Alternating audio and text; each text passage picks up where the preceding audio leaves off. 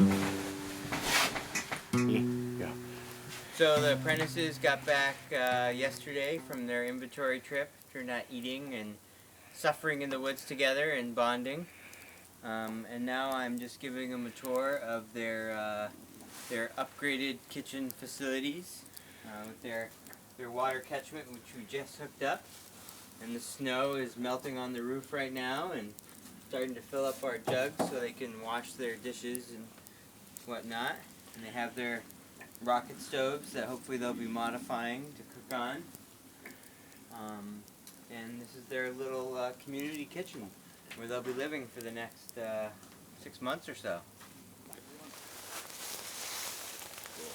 Alright, so we're just going to go over, this is going to be kind of a quick little touch and go thing, so you guys can bring some of this to the shelters. I don't know if you guys have tarps, what you have for setups, but we're going to go over some knots and how to hang a ridge line. So this is just one example of how you can set up a tarp. Notice the overhang here. But if you guys want to come a little closer, you don't have like a sleeping pad. You guys are kind of familiar now with gathering leaves, so just making a leaf bed underneath there.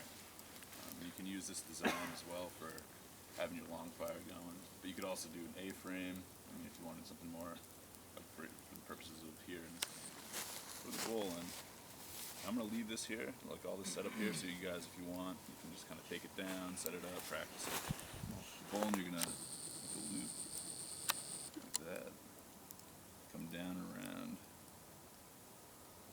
like that.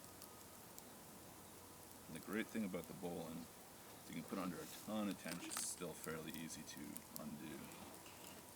So for the bowline, the application for that is going to be over there, and I just kind of looped the line through it. And now for here, I'm going to do a trucker's hitch. Like I said, the trucker's hitch, you're going to be able to get a ton of tension on there, so it's great for setting up ridge lines.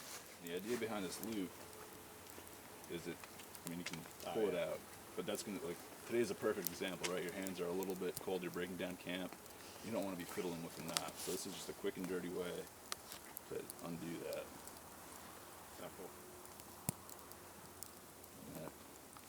You're going to go through like that. Oops.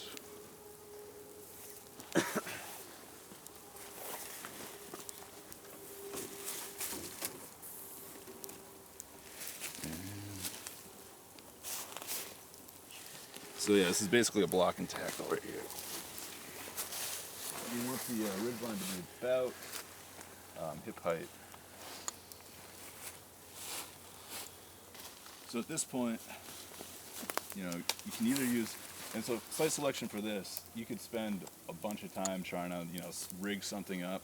It's just easier to find two trees where you can run the ridge line, save yourself a lot of time. And ideally, instead of using stakes, you can even use small saplings as well. But if you can't find them, just grab a stick. Any stick will do. And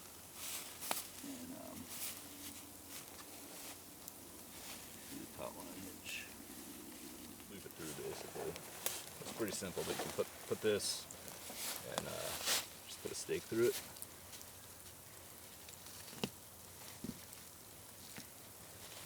That, same thing on this side.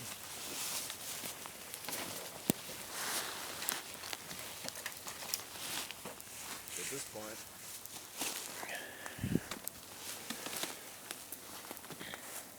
so now I'll kind of go back. Maybe bring this one out a little bit.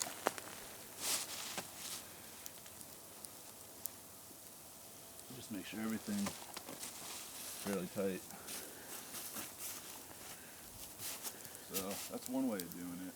When they're done setting up the tarps, I'm going to take them down and near Muck Springs, and we're going to harvest some gold thread down there and winterberry and some pine needles for tea so they can be warm and help them get through the cold weather here since they're pretty chilly and sleeping outside and in their transition. So also definitely don't want to be doing anything like washing stinky deer hides in there. It has happened before. Pollute it. It's really affecting us and our own health. So just, making sure you're doing your part to keep this spring healthy and clean. You can see there's some black ash logs in there. You guys can take out and pound and make baskets with. So we use it for a lot of different stuff. We want to make sure that it stays clean and healthy and that you're respecting the water. All three of the plants are also like winter medicinal, so you can find them underneath the snow any time of the year. This first one, this plant here is called gold thread or canker root. Again, like I said, you can find it in the wintertime popping up, but the part that's medicinal is the root of it. So before I say much about the properties, I want you guys to find some and dig it up and make some observations about the root, what it looks like, how it grows in the soil.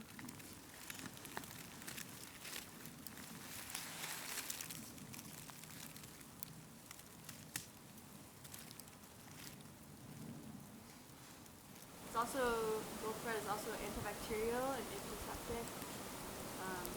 You can use it for like thrush or bacterial infections. And then the other name